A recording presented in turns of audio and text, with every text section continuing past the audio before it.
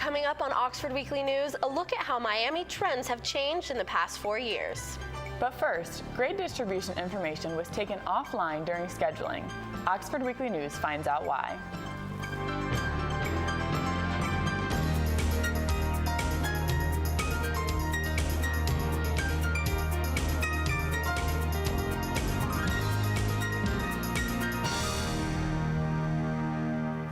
Hello and welcome back to Oxford Weekly News. I'm Greta Morris. And I'm Hannah Jolly.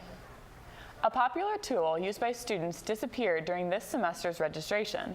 Oxford Weekly News reporter Althea Purley has the story. The registrar's office said it was the most viewed page, receiving more than 6,000 views a month. But that didn't matter. Students found themselves more confused and more tense this past registration period after it was permanently removed from Miami University's site. We use it for our specific major classes, and the grade distributions really aren't that different. For me, I didn't use it for grade distribution. I mainly looked at to see how many students were withdrawing from the class, because I wanted to make sure that I wasn't going to be in a class where I felt the need to withdraw at some point. Many people believe the decision was made to stop grade shopping when students pick classes based off of the average grade. But the Dean of Students assured me that it has little to do with grades. But I don't have any evidence that it was taken down because instructors didn't want their grade distribution up. I don't think most instructors would object to having their grade distribution posted. I know that when I have classes where my grades are high, I'm pretty proud of the way students performed. This decision comes after Miami University reached an agreement with the Department of Justice to make significant improvements to their website after a student sued the university for failing to have programs, services, and activities available for students with disabilities. People ask, why is it gone? The biggest reason, it's not accessible. We can't go back to the Department of Justice and say, yeah, we left it up there because we knew there were 6,215 hits every month, but no biggie. The Office of Registrar launched this new site April 7th and decided that the grade distribution was too dense to keep in its previous form. The new website has been well received otherwise. It answers students' questions about daily class schedules, as well as offers a direct contact to the department head. The provost will be looking to figure out a way to bring the grade distribution information back to students, but it must pass the accessibility requirements. To keep the information from students, it could contradict with the Department of Justice accessibility guidelines. The Oxford Police Department says more charges are expected following a drug bust the week of April 24th.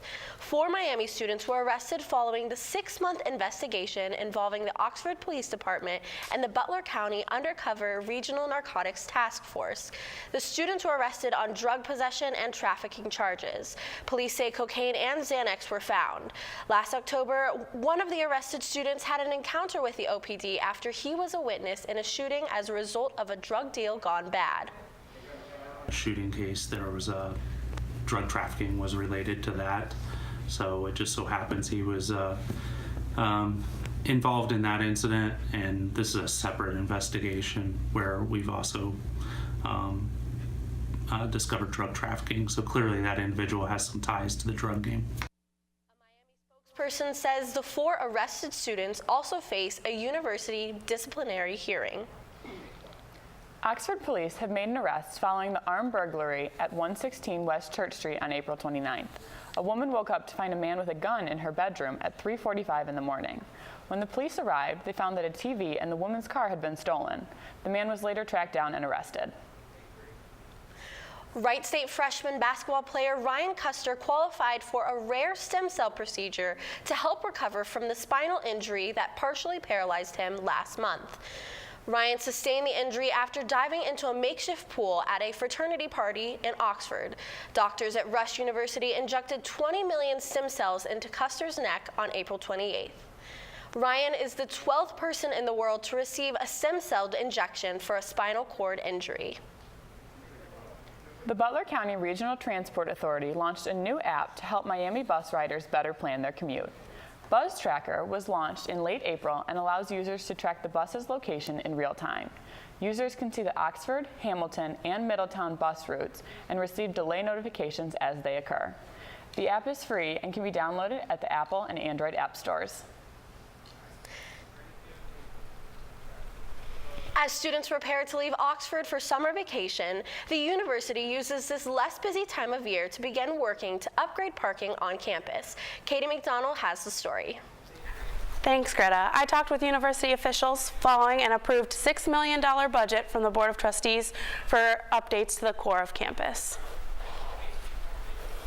Board of Trustees approved a $6 million budget for updates to the center of campus during their most recent April 20th and 21st meeting. Improvements include a new water line update along Maple Street, 2 additional crosswalks at Shriver Center, pedestrian access only in the circle driveway in front of the Shriver Center, and 140 new parking spaces at Bachelor Hall, McMillan Hall, and Shriver Center, making the net loss only 15 spots from the spots lost due to the admissions office relocation. University spokesperson Claire Wagner says these changes were a long time coming. The university plans years into the future for many building upgrades, street and parking upgrades. One of the projects this last meeting was for what they call the core or central campus upgrades to hardscape and parking. Upgrades are necessary for the university since the beginning of the semester when the core of campus lost 155 parking spots for faculty, staff, and metered visitors to allow spots for university guests in the Office of Admissions. With the opening of the east wing of the Armstrong Student Center and growing class sizes each year, the frustrations have grown among Miami University faculty and students. I know a couple of my friends have cars at home that they would bring to campus if they could, but they just don't because they don't want to either pay for all the parking or there's just there's no room. It's not even worth it because there's no room. All renovations are expected to be finished for the fall of 2017 semester. Back to you, Hannah. All bikes must be removed from campus bike racks before Sunday, May 14th. On Monday, May 15th, Miami University Police will begin removing and impounding all bikes left on campus. Students wishing to use their bikes on campus during the summer must leave a note attached indicating that their bike is still in use. All bikes collected during the roundup will be sold at the surplus auction in September. The Oxford Community Choice Food Pantry is working to move to a new location in Mary Day Park. The pantry currently occupies 2,000 square feet in St. Mary's Cemetery, but the space is now 10 years old and was never meant to be long-term. Pantry workers say the space is too small, especially around the holidays.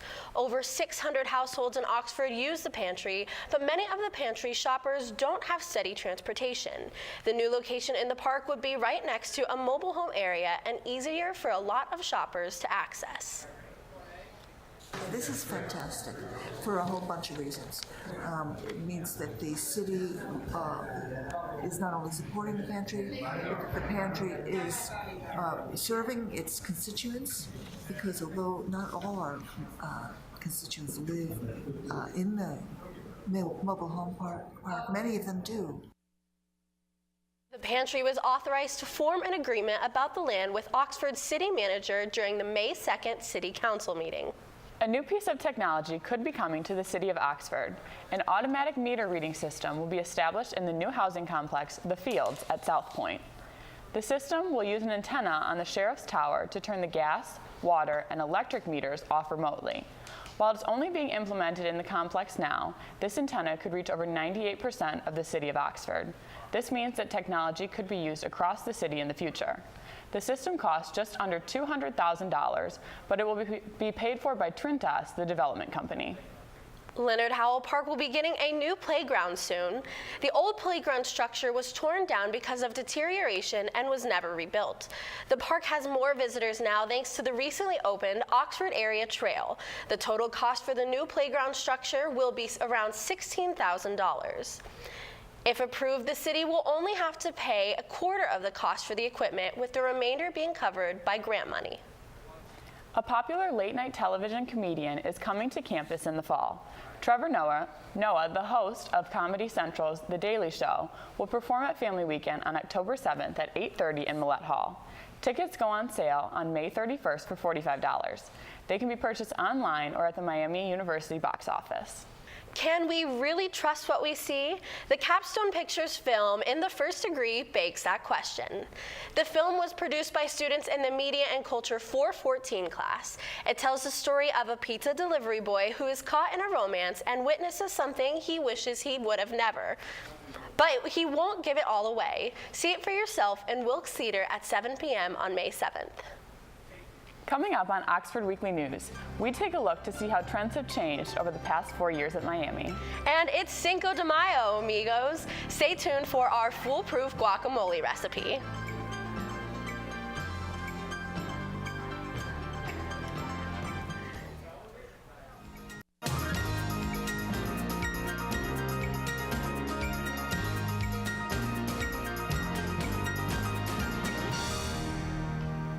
Miami University has long been called J. Crew U, penned from our preppy wardrobes and closets filled with the brand. But trends at Miami have seen some vast changes over the past 4 years. I sat down with some Miami seniors to find out what's hot and what's not.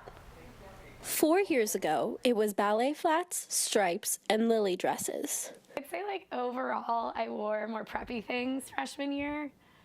So like this dress, like I still have it in my closet, but I wouldn't necessarily wear it now.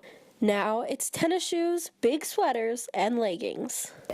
Sweaters like this are really big now, like very oversized and like long to wear with leggings and stuff like that.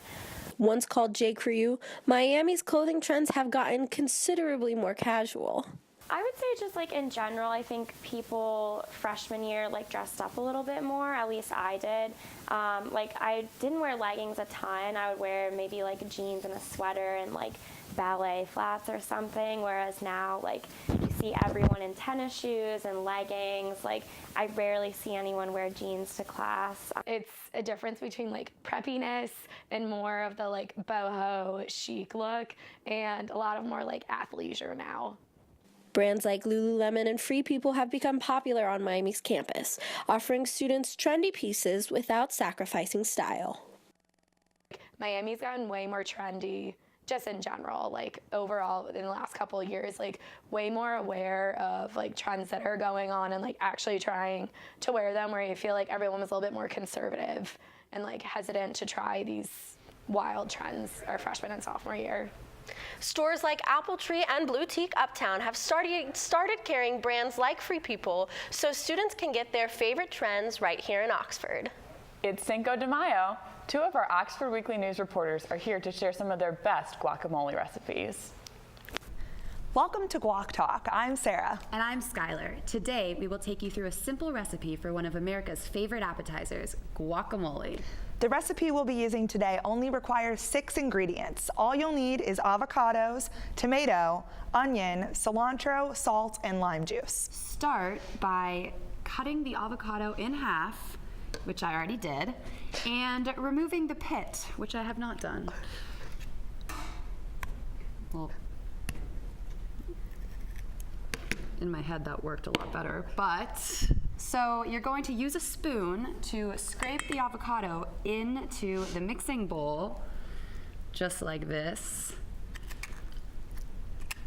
And make sure you get both sides of the avocado. Easy. Then you're going to mash it up until the pieces are chunky. You'll want to stop mixing once you reach the desired texture of your guacamole. The longer you mix the avocado together, the smoother your guac will be. Did you know that although less than 1% of the state has fertile soil, 90% of the nation's avocado crop is grown in California? I was also grown in California, so I have that in common with avocados. Once you're done mashing the avocados, add 1/4 cup of diced tomato. That looks good to me. You can add more or less depending on taste. The great thing about guacamole is that you can improvise on any recipe depending on what ingredients you like or the ones that you don't like. Next, add the rest of the ingredients to the bowl. 1/4 cup of white chopped onion and 2 tablespoons of lime juice. I'm just gonna eyeball this. Yeah. So that's all that cooking is about anyway. I think that looks it. like 2 tablespoons. I agree. And 1 teaspoon of salt, and I'm gonna eyeball that again. And then a 1/4 cup of chopped cilantro. Once the ingredients are added, continue mixing the guacamole together until it has blended.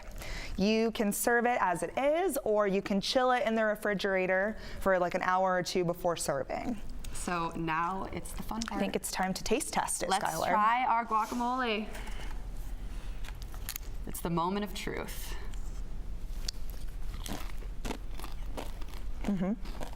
Delicious and nutritious. I think we nailed this, Sarah. It's really, really fresh. It's really good. I'm gonna swallow. Did you know that guacamole was invented by the Aztecs? And the word guacamole is Aztec for avocado sauce. Wow. And did you know that one avocado tree can produce up to 500 avocados in one season?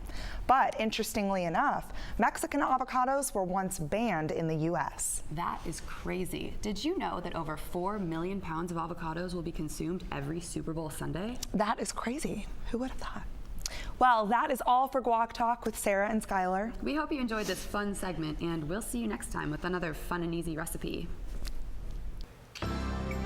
Coming up on Oxford Weekly News, we say goodbye to 6 Oxford Weekly News seniors. Stay tuned, we'll be right back.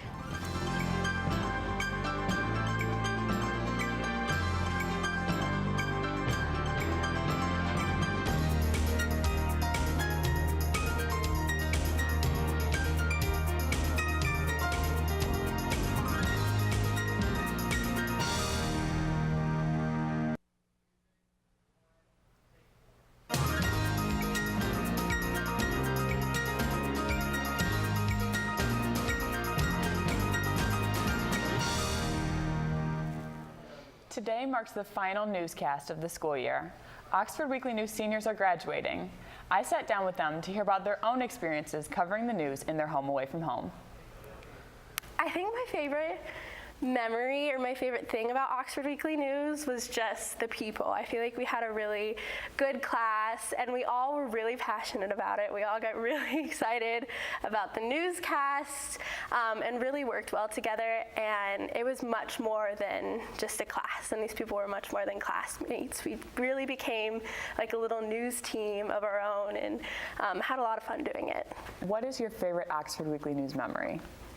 Probably just all the Thursday nights that we've spent together in the studio, just getting everything together. You know, I feel like it's been a very collaborative class, and just being in there and kind of working together with everyone, figuring out our problems with whatever we're doing. Oxford Weekly News has been the best. I've been able to work on like my critical thinking skills, thinking on the spot really quickly. Especially the biggest thing is my after school job is probably going to be in a team, and the teamwork that I've been able to work on Oxford Weekly News has been awesome, and I just loved the team that we had for Oxford Weekly News. So I'm just really excited about having these memories moving forward and being able to look back on this capstone and know that I learned a lot. When you were in Oxford Weekly News, what's your favorite memory? Oh my gosh, okay, my favorite memory. I think my favorite memory is probably just every time we have our morning meetings on Wednesday, because they're so funny and everyone's so driven with their stories, which I don't think we all expected when we started, because it's such a daunting task. But everyone comes to the table and is like really happy to help each other, and then you get to set up what you're gonna do, and then Samson kind of teases you, and then it makes you want to work harder. So I think the Wednesday meetings are my favorite. This is actually the only 10 a.m. class I've ever gotten excited about, and I really appreciate the fact that we all became sort of like a little tight-knit family, including Professor Sampson. Definitely my favorite class so far at Miami. My favorite own memory is in our last newscast when Skylar was anchoring, and I actually kept it in the final edit of the newscast. But I don't know exactly what happened, but she just makes this face where she looks at the camera and is like, and it's the funniest moment. And that's all for this year. Thanks for joining us. I'm Greta Morris. And I'm Hannah Jolly. Seniors, if you miss us too much, watch us on our YouTube channel. Search Oxford Weekly News. You can also connect with us on Twitter, Instagram, and Facebook at Oxford Weekly News.